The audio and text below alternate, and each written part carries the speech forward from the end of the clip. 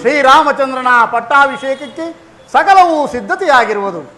ಗುರುಗಳಾದ ವಸಿಷ್ಠ ಮಹಾಮುನಿಗಳು ತಮ್ಮ ಆಗಮನವನ್ನು ನಿರೀಕ್ಷಿಸುತ್ತಿರುವರು. ಸುಮಂತ್ರ, ಮಹಾರಾಜರು ಅದೇ ಯೋಚನೆಯಲ್ಲಿರುವರು. ನೀನೀಗಲೇ ಹೋಗಿ ಶ್ರೀರಾಮಚಂದ್ರನ ಇಲ್ಲಿಗೆ ಬರಮಾಡು. ಅಪ್ಪಣೆ. ಬೇಡ ಚೈತ, ಬೇಡ. ರಾಮಚಂದ್ರನ ಮಾತ್ರ ಇಲ್ಲಿಗೆ ಬರಮಾಡಬೇಡಿದ್ದೇವೆ. ನಿನಗೆ ಕೈ ಮುಗಿದು ಬೇಡಿಕೊಳ್ಳು. ಅಬ್ಬಬ್ಬ, ಸಾಕು ಮಾಡಿ ಇನ್ನಾದರೂ. ಈ ನಿಮ್ಮ ಗೋಳಾಟವನ್ನು ನಾನು ಕೇಳಲಾರೆನು. ನೀವು ನನಗೆ ಕೊಟ್ಟ ಮಾತನ್ನು ನೆರವೇರಿಸಿಕೊಡಲೇಬೇಕು. ಏಕಿಂತ ಚೆಂಡಿಯಾಟವನ್ನು ನಡೆದಿದೆ. ನನ್ನ ಸಕಲ ರಾಜ್ಯ ಕೋಶ ವೈಭವಗಳನ್ನೆಲ್ಲವನ್ನು ಸಂತೋಷದಿಂದ ನನಗೆ ಬಿಟ್ಟುಕೊಡುತ್ತೇನೆ. ಆದರೆ ನನ್ನ ಪ್ರಾಣಪ್ರಾಯನಾದ ರಾಮಚಂದ್ರನ ಮಾತ್ರ ಬಿಟ್ಟಿರಲಾರೆ ಕೈಕ. ಈ ನಿನ್ನ ಬಯಕೆಯನ್ನು, ನನ್ನನ್ನು, ನನ್ನ ರಾಮನನ್ನು ಕಾಪಾಡುತ್ತೇನೆ. ನಿನ್ನ ಮಗನಾದ ಭರತನು ಸತ್ಯಶೀಲನು. ಈ ನಿನ್ನ ಇಷ್ಟವನ್ನು ಅನುಮೋದಿಸಲಾರ. ಅದು ಅಲ್ಲದೆ ಲೋಕವೇದಕ್ಕೆ ಒಪ್ಪಲಾರದೆ. ಚೆನ್ನಾಗಿ ಆಲೋಚಿಸಬೇಕು, ಚೆನ್ನಾಗಿ ಆಲೋಚಿಸ. ಪ್ರಾಣೇಶ್ವರ, ನೀವು ಏನು ಹೇಳಿದರೂ ಕೇಳತಕ್ಕವಳಲ್ಲ. ನಾನು ಆಗಲೇ ಹೇಳಿದಂತೆ ಶಿವಿ ಚಕ್ರವರ್ತಿಯು ತಿರಿಯ ಜಂತುವಾದ ಪಾರಿವಾಳವನ್ನು ರಕ್ಷಿಸಲು ತನ್ನ ಶರೀರದ ಮಾಂಸವನ್ನೇ ಕತ್ತರಿಸಿಕೊಟ್ಟಂತೆ ನೀವು ನನಗೆ ಆ ಮಾತನ್ನು ನೆರವೇರಿಸಿಕೊಡಲೇಬೇಕು. ಶಿಬಿಯ ರಿಕ್ಷರಾದಿಗಳು ಧರ್ಮ ಪಾಲನೆಗಾಗಿ ಅನೇಕ ಕಷ್ಟಗಳನ್ನು ಅನುಭವಿಸಿದರು. ನಾನು ಸಹ ಜ್ಯೇಷ್ಠ ಪುತ್ರರಿಗೆ ರಾಜ್ಯಾಭಿಷೇಕವನ್ನು ಮಾಡಬೇಕೆಂಬ ನಮ್ಮ ಕುಲಧರ್ಮವನ್ನು ಪಾಲಿಸಲು ನಿನ್ನಲ್ಲಿ ಇಷ್ಟು ವಿಧವಾಗಿ ಬೇಡಿಕೊಂಡೆ. ಆದರೆ ನೀನು ನನ್ನನ್ನು ವಂಚಿಸಿ ವಾಗ್ದಾನವನ್ನು ಪಡೆದು ಧರ್ಮ ಸಂಕಟಕ್ಕೆ ಸಿಕ್ಕಿಸುವ ಪರಮ ವಂಚಕಿ ನೀನು. ನನ್ನ ಭಾಗದ ಮಾರಿಯು, ಪ್ರತ್ಯಕ್ಷ ಮೃತ್ಯು ದೇವತೆ. ಧರ್ಮ ಅಧರ್ಮಗಳ ವಿವೇಚನೆ ಇಲ್ಲದ ನರ ರಾಕ್ಷಸ. ನಿರ್ದಯಳಾದ ಕೈಕೆ, ನಿನಗೆ ನಾನು ಮಾತು ಕೊಟ್ಟು ಕೆಟ್ಟೆನು. ನನ್ನ ಜೀವರತ್ನವೆಂದು ನಿನ್ನನ್ನು ಪ್ರೀತಿಸಿದ್ದಕ್ಕೆ ನನಗೆ ಪ್ರಳಯಾಗ್ನಿಯ ಕೆಂಡವಾಗಿ ಪರಿಣಮಿಸಿ ನನ್ನ ಸುಖ ಸಂತೋಷಗಳನ್ನು ಸುಟ್ಟು ಬಿಟ್ಟು ವಂಶದ ಕೀರ್ತಿಯ ಮೇಲೆ ಗೌರವವಿಲ್ಲ. ಇಲ್ಲ. ಲೋಕಾಭಿರಾಮನೆನಿಸಿದ ಪುತ್ರನ ಮೇಲೆ ಪ್ರೇಮವಿಲ್ಲ. ಇಲ್ಲ. ಭಾಗ್ಯಲಕ್ಷ್ಮಿ ಅಂತಿರುವ ಸೊಸೆ ಮೇಲೆ ಅಭಿಮಾನವಿಲ್ಲ. ಇಲ್ಲವೇ ಇಲ್ಲ. ವೃದ್ಧರಾಗಿ ದುಃಖದಿಂದ ಮರಣೋನ್ಮುಖನಾಗಿರುವ ಪತಿಯ ಪ್ರಾಣವನ್ನು ಉಳಿಸುವ ಇಚ್ಛೆಯೂ ನಿನಗಿಲ್ಲ. ಕೈಕ, ಮಣಿಯಾರವೆಂದು ನಾನು ಧರಿಸಿದೆ. ಆದರೆ ಪಣಿಯಾಗಿ ಕಚ್ಚಿದೆಯಲ್ಲೇ ಪಾಪಿ, ಪಣಿಯಾಗಿ ಕಚ್ಚಿದೆಯಲ್ಲೇ. ಪ್ರಾಣೇಶ್ವರ, ನೀವು ಯಾವ ಮಾತುಗಳನ್ನಾಡಿದರೂ ಸರಿಯೇ. ರಾಮನಿಗೆ ವನವಾಸವು, ಭರತನಿಗೆ ಪಟ್ಟಾಭಿಷೇಕವು ಇದು ಶತಸಿದ್ಧ. ನನ್ನ ಅವಯವಗಳು ಯೋ ಧರ್ಮವನ್ನು ಮರೆತು ಮೇರೆ ಮೀರಿ ಹೋಗುತ್ತವೆ. ಅಸ್ತವು ಶಸ್ತ್ರದ ಕಡೆಗೆ ನುಗ್ಗುತ್ತಿವೆ. ರಘುವಂಶ ಕುಲಘಾತಿಯಾದ ನಿನ್ನನ್ನು ಕ್ಷಣ ಮಾತ್ರವೂ ಈ ಭೂಮಿಯ ಮೇಲೆ ಇರುಕೊಳ್ಳಲಾರೆ. ಈ ಅಯೋಧ್ಯೆಯಲ್ಲಿರುವ ಪುಣ್ಯಶೀಲೆಯರೆಲ್ಲರಿಗೂ ನಿನ್ನ ದುರ್ಬುದ್ಧಿಯೇ ಬರುವುದು. ಆದ್ದರಿಂದ ನಿನ್ನನ್ನು ಕೊಂದು ನನ್ನ ಕ್ರೋಧವನ್ನು ಶಮನ ಮಾಡಿಕೊಳ್ಳಬೇಕು. ಈಗಲೇ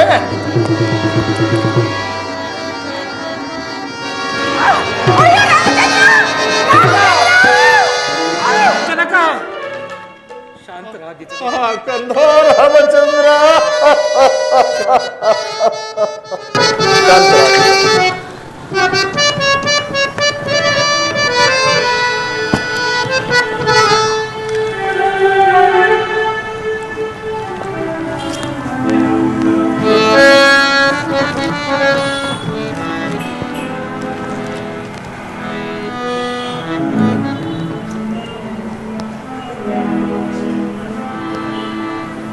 ಅಮ್ಮ,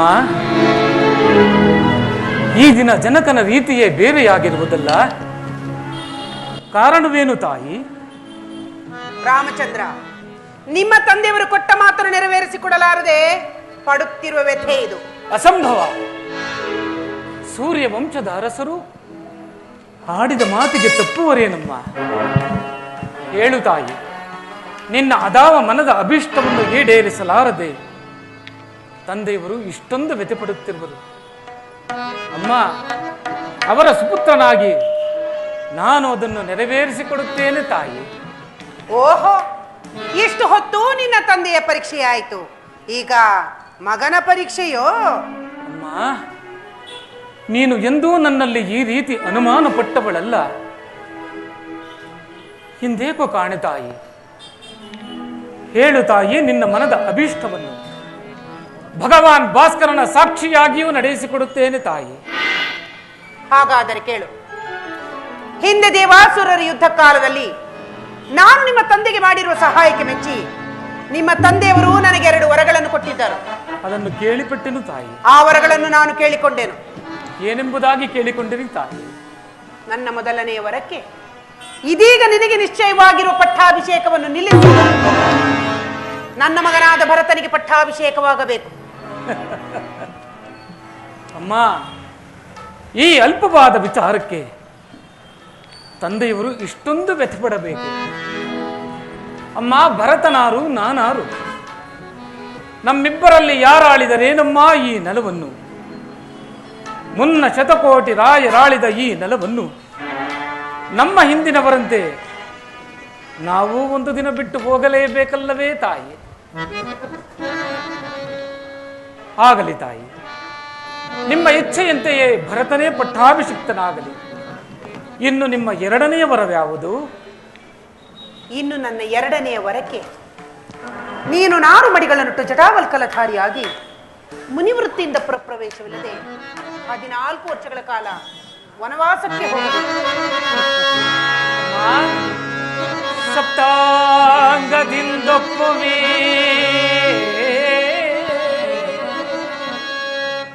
ಸಾಮ್ರಾಜ್ಯ ಭಾರಮಂ ಧರಿಪುದಂದ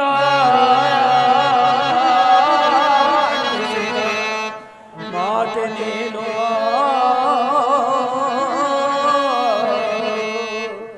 ಅಮ್ಮ.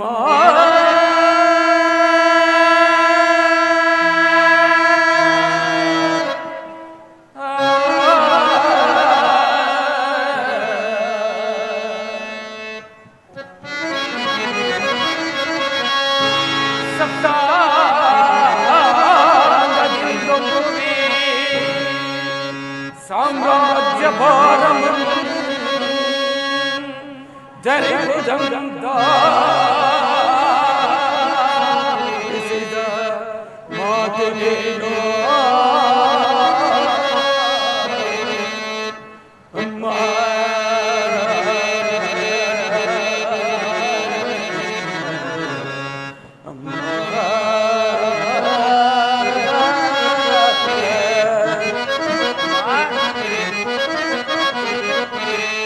ಭರತನಿಗೂ ಮಿಗಿಲಾದ ಭವ್ಯ ಪ್ರೇಮವನ್ನು, ಭರತನಿಗೂ ಮಿಗಿಲಾದ ಭವ್ಯ ಪ್ರೇಮವನ್ನು ಭೇದವಿಲ್ಲದೆ ಬಗೆದ ಮಾತೆ ನೀನು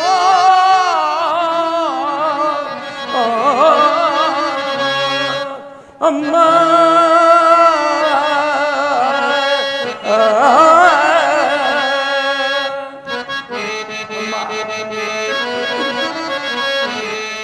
ಪಿತೃವಾಕ್ಯ ಪಾಲಿಸುವ ಪಿತೃವಾಕ್ಯ ಪಾಲಿಸುವ ಪುತ್ರರತ್ನರೊಳಗೆ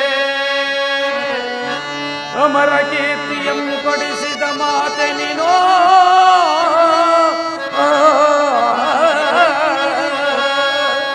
ಅಮ್ಮ.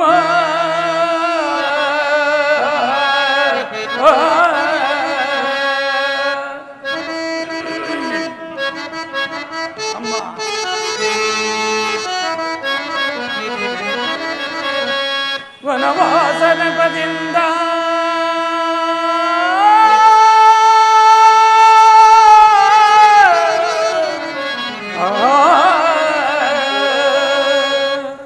ವನವಾಸನ ಪದಿಂದ ಮುನಿ ಜನರ ಸೇವಿಸುವ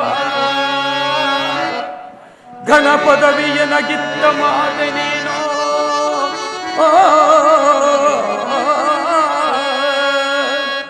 ಅಮ್ಮ.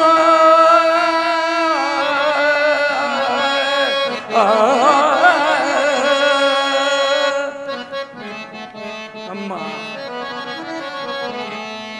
ಹೆಚ್ಚೇನು ನೀ ನನಗೆ ಪ್ರತ್ಯಕ್ಷ ಮಾತೆ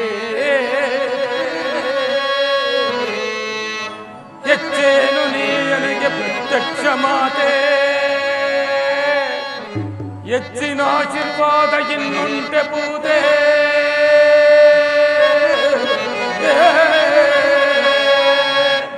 ನಿಶ್ಚಯ ಜೀವನವಾಸ ಕೊಪ್ಪಿದ ಕುನೀತೆ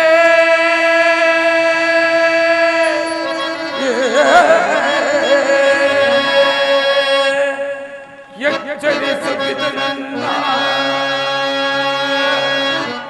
ನಮಿಸುವೆನು ಅಮ್ಮ.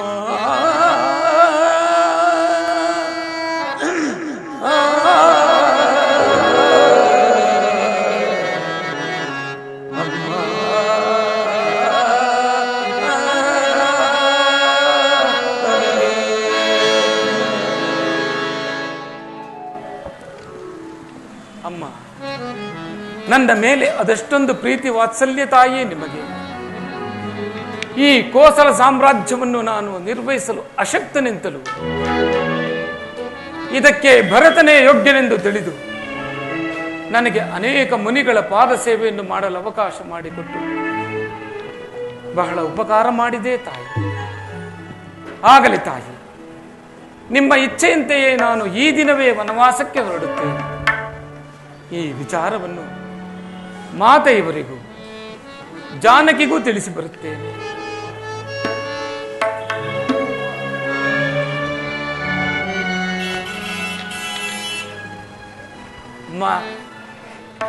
ಇನ್ನು ಮುಂದೆ ತಂದೆಯವರ ರಕ್ಷಣಾ ಭಾರವು ನಿಮ್ಮನ್ನೇ ಹೊಂದಿರುತ್ತದೆ ತಾಯಿ.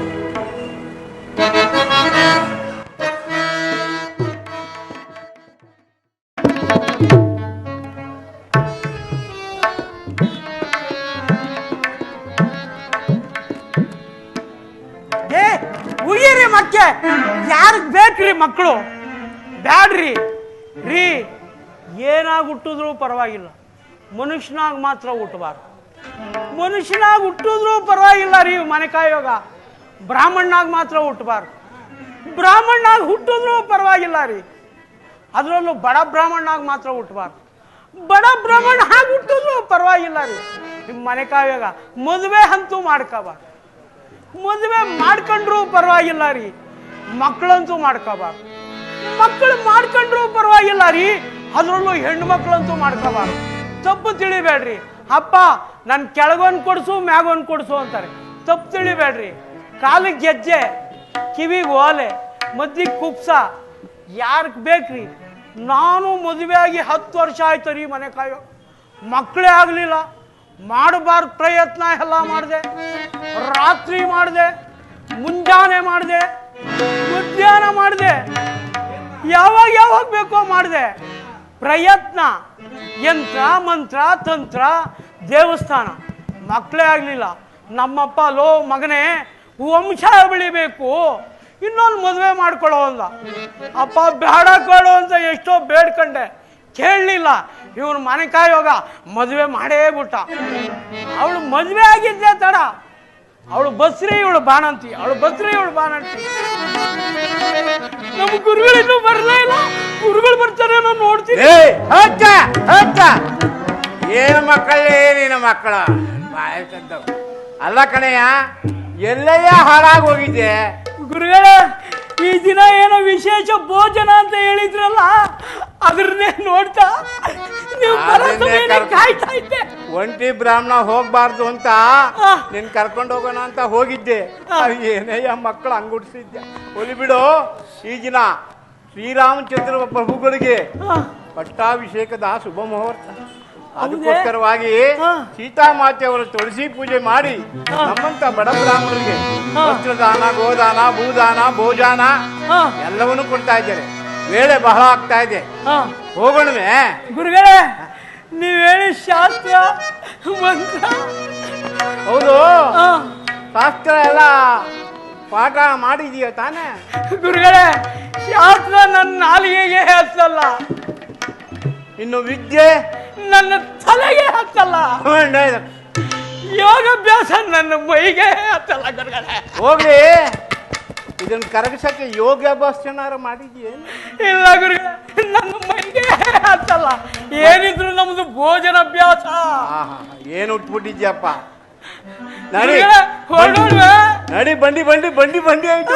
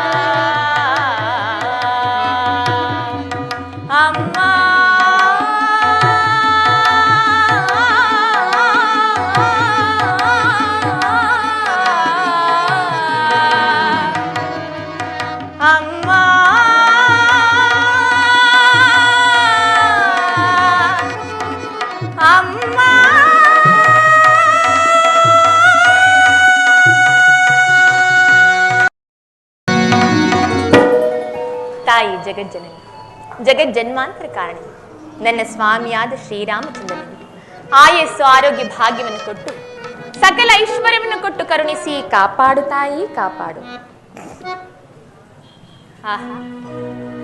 ಈ ದಿವಸ ನನ್ನ ಸ್ವಾಮಿಯಾದ ಶ್ರೀರಾಮಚಂದ್ರನಿಗೆ ಪಟ್ಟಾಭಿಷೇಕದ ಮಹೋತ್ಸವ. ಎಂತಹ ಹರ್ಷವಾದ ವಾರ್ತೆ! ಈ ಸುಸಂದರ್ಭದಲ್ಲಿ ಬ್ರಾಹ್ಮಣೋತ್ತಮರಿಗೆ ದಾನ ಧರ್ಮಾದಿಗಳನ್ನು ಮಾಡಿ ಪುಣ್ಯಕ್ಕೆ ಭಾಗಿಯಾಗಿ ಮಮ ಪ್ರಾಣಕ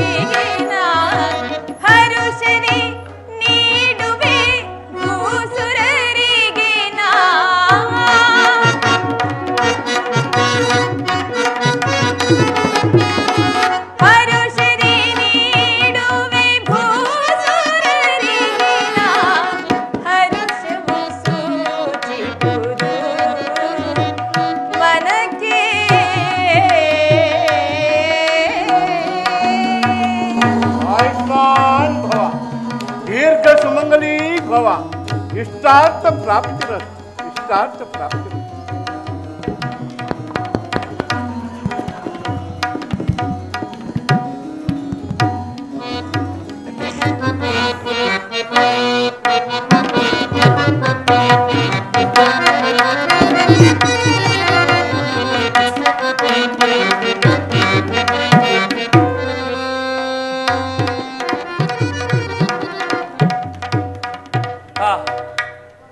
ಈ ದಿನ ನನ್ನ ಪಟ್ಟಾಭಿಷೇಕವೆಂದು ತಿಳಿದು ಜಾನಕಿಯು ಬಹಳ ಸಂಭ್ರಮದಿಂದ ಭೂಸುರೋತ್ತಮರಿಗೆ ದಾನ ಧರ್ಮಾದಿಗಳನ್ನು ಮಾಡಿ ಪುಣ್ಯಕ್ಕೆ ಭಾಗಿಯಾಗಿರುವಳು. ಇಂತಹ ಸಂತೋಷ ಸಂದರ್ಭದಲ್ಲಿ ನನಗೆ ಒದಗಿರುವ ಈ ಅಮಂಗಳದ ವಾರ್ತೆಯನ್ನು ಈಕೆಗೆ ನಾನು ಏನೆಂದು ತಿಳಿಸಲಿ? ಸೀತಾ, ಜಾನಕಿ,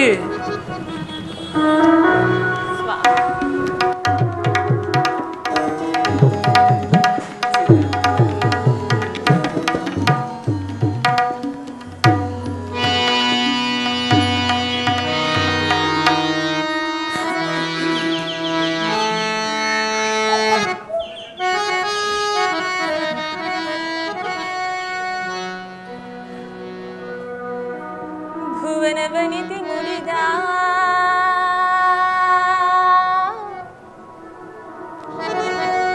ಮಲ್ಲಿಗೆಯೋ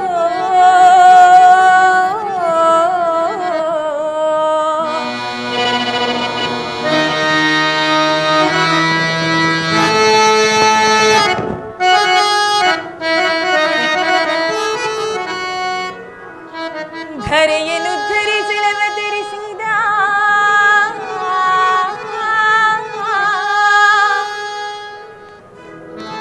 ದಿನಮಣಿಯೋ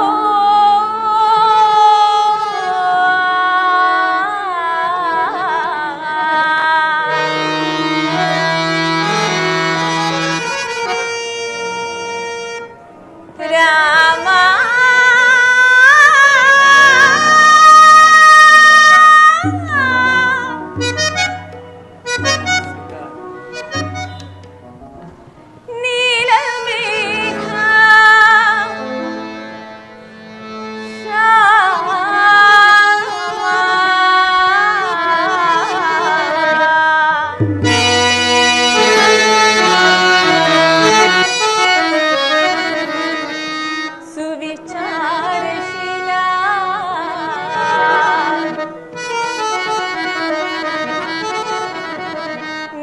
ನೀಲಕುಂತಳ ವಿಶಾಲ ಫಾಲ ನೋಡುವೆಯೇ ಮನ ತಣಿವ ತನಕ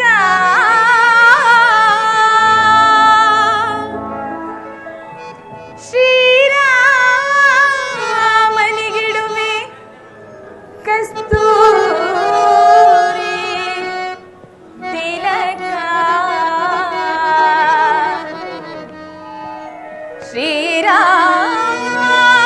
ಶ್ರೀರಾಮನಿಗಿಡುವೆ ಕಸ್ತೂರಿ ತಿಲಕ ರಾಮ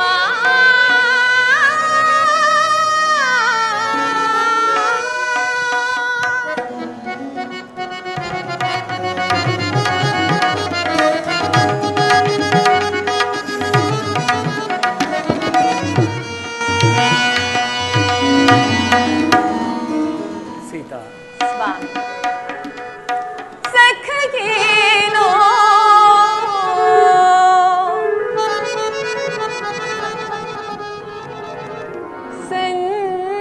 ಸಂತೋಷ ವಾಗಿದೆ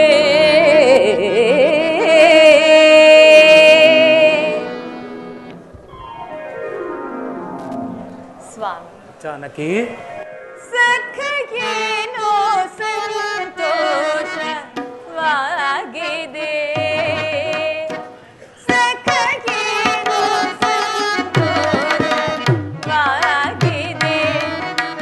ಬಹುಕಾಲದ ಬಯಕೆ ಸಖಗೇನೋ ಸಂತೋಷವಾಗಿದೆ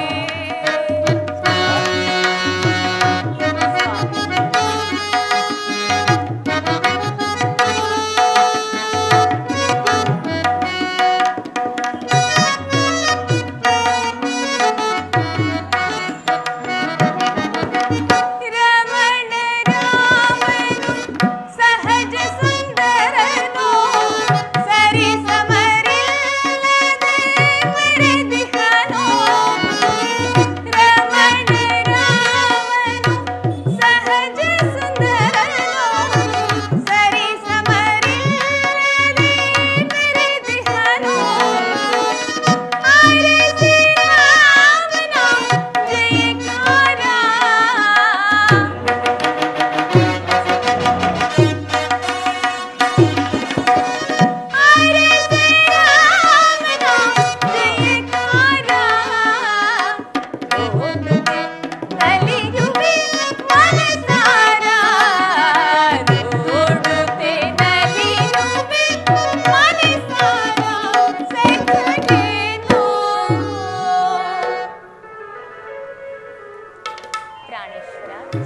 ಜಾನಕಿ ಸಖಗೇನೋ ಸಂತೋಷವಾಗಿದೆ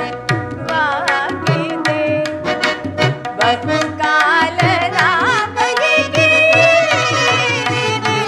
ಸಖಗೇನೋ ಸಂತೋಷವಾಗಿದೆ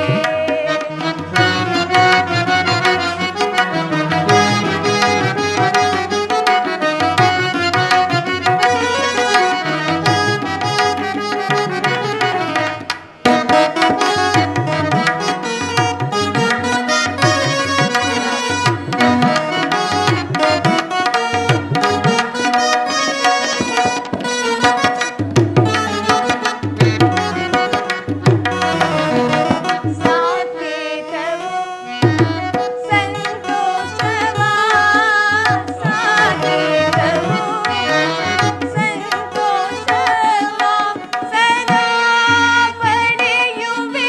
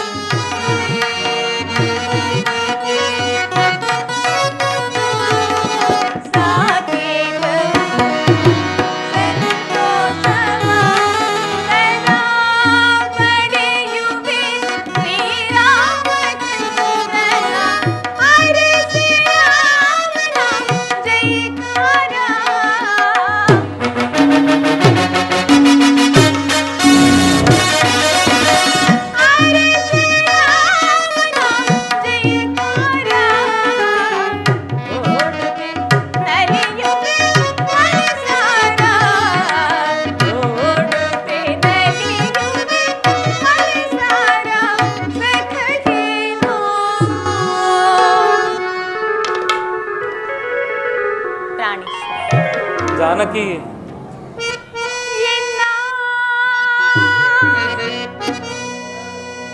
ಸಖಗೇನೋ ಸಂತೋಷವಾಗಿದೆ ಬಹುಕಾಲದ ಬಗೆಗೆ ಸಖಗೇನೋ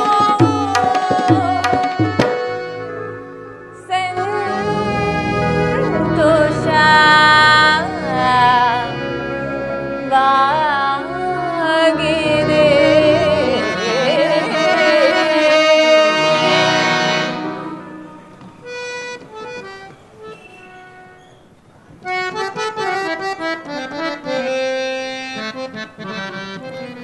ಇದೇನಿದು ಸ್ವಾಮಿ ಈ ದಿವಸ ನಿಮ್ಮ ಪಟ್ಟಾಭಿಷೇಕವಲ್ಲವೇ ಅರಳಿದ ಕೆಂದಾವ ನಿಂತಿರಬೇಕಾದ ಈ ನಿಮ್ಮ ಮುಖ ಕಮಲವು ಎಂದು ಬಾಡಿ ಕಳೆಗುತ್ತಿರುವುದಲ್ಲ ಕಾರಣವೇನು ನನ್ನ ಬಳಿಯಲ್ಲಿ ಹೇಳಬಾರದೆ ಸ್ವಾಮಿ ಲೋಲನೆ ನೀ ಚಿಂತೆಯ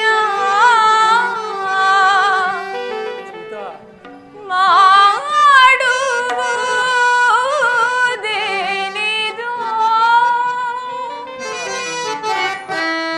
ಸ್ವಾಮಿ ಜಾನಕಿ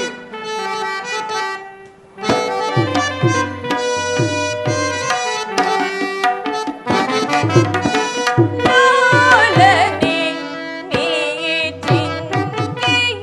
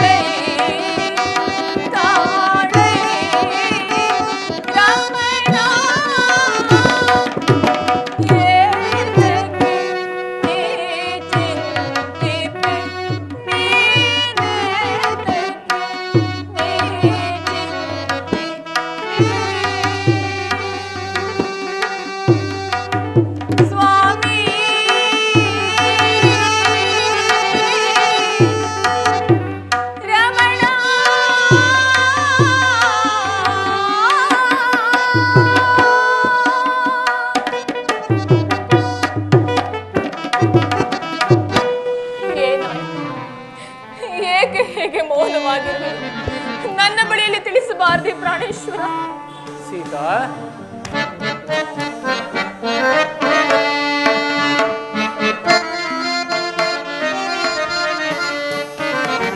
ಪಿತ ದಶರಥ ತಾನು ಸುತ ಭರತನಿಗೆ ರಾಜ್ಯವನ್ನು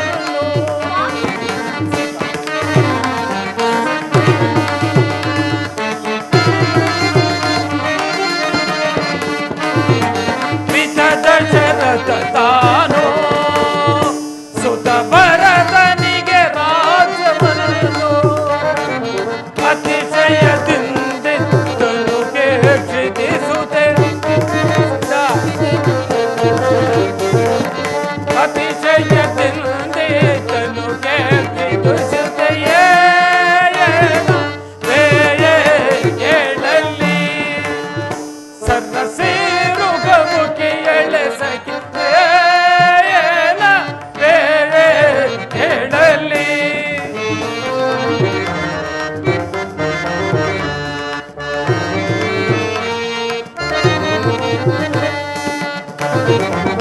ಜನಕನು ಎಂದನ್ನು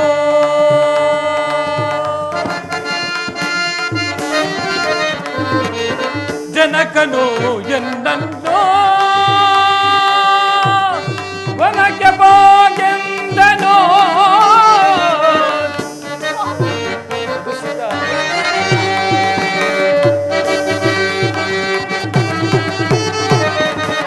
ಜನಕನು ಎನ್ನನ್ನು ವನಕ್ಕೆ ಹೋಗೆಂದನು ಜನಕಾಜ್ಞೆಯನಿದ್ದನುಗೆ ಜನಕಗೆ ಜನಕಾಜ್ಞೆಯನಿದ್ದನುಗೆ ಜನಕಗೆ ಹೇಳಲ್ಲಿ ಸರಸೇರು ಗಮುಖಿ ಹೇಳಲ್ಲಿ.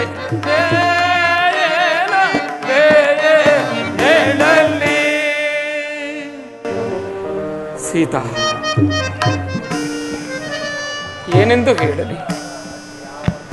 ಹಿಂದೆ ದೇವಾಸುರರ ಯುದ್ಧದಲ್ಲಿ ಕೈಕಾ ಮಾತೆಯವರು ಮಾಡಿದ ಸಾಹಸಕ್ಕೆ ಮೆಚ್ಚಿ ಜನಕನು 2 ವರಗಳನ್ನು ಕೊಟ್ಟಿದ್ದರಂತೆ. ಆ ವರಗಳನ್ನು ಈಗ ಕೇಳಿಕೊಂಡಿರುವರು. ಏನೆಂಬುದಾಗಿ ಏನೆಂದರೆ, ಮೊದಲನೆಯ ವರಕ್ಕೆ ನನಗೆ ನಿಶ್ಚಿತವಾದಂತಹ ಪಟ್ಟಾಭಿಷೇಕವನ್ನು ತಪ್ಪಿಸಿ ತನ್ನ ಮಗನಾದ ಭರತನಿಗಾಗಬೇಕೆಂತಲೂ, ಇನ್ನು ಎರಡನೇ ವರಕ್ಕೆ ನಾನು ನಾರುಮಡಿಯನ್ನುಟ್ಟು ಜಟಾವಲ್ಕಲಧಾರಿಯಾಗಿ ಪ್ರವೇಶವಿಲ್ಲದೆ 14 ವರ್ಷಗಳ ಕಾಲ ವನವಾಸಕ್ಕೆ ಹೋಗಬೇಕೆಂದು ಕೇಳಿಕೊಂಡಿರುವರು. ಹೌದು ಸೀತಾ, ಇದೇನು ಹೇಗೆ ಹೇಳುತ್ತಿರುವಿರಿ? ಆದ್ದರಿಂದ ನಾನು ಈ ದಿನವೇ ವನವಾಸಕ್ಕೆ ಹೊರಡುತ್ತೇನೆ. ನಾನು ಬರುವ ತನಕ ನೀನು ಅತ್ತೆ ಮಾವಂದಿರ ಸೇವೆಯನ್ನು ಮಾಡಿಕೊಂಡು ಇಲ್ಲಿಯಾದರೂ ಇರು, ಅಥವಾ ನಿಮ್ಮ ತಂದೆಯವರ ಮನೆಯಲ್ಲಾದರೂ ಇರು.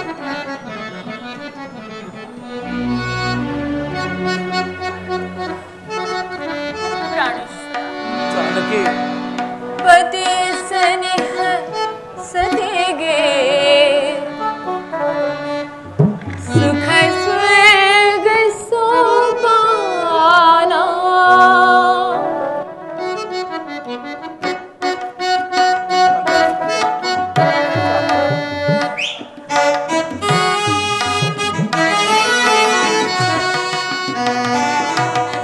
ಪತಿಯ ಸನಿಹ ಸತಿಗೆ